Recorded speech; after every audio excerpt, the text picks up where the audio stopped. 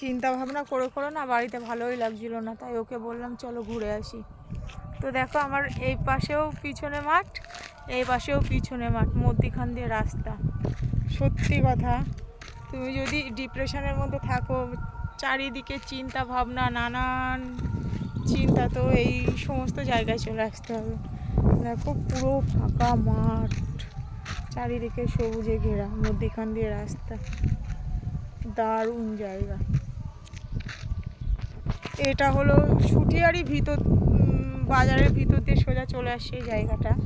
এই জায়গাটার কি নাম বলে সত্যি আমি জানি না, কিন্তু দারুণ।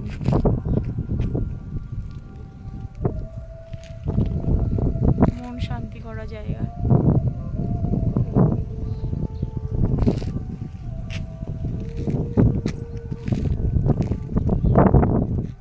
ওইদিকে ধান ক্ষেত,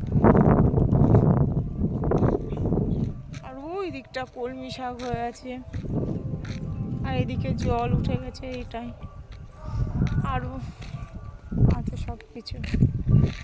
এই যে রাস্তা দুই ধার দিয়ে ধান ক্ষেত।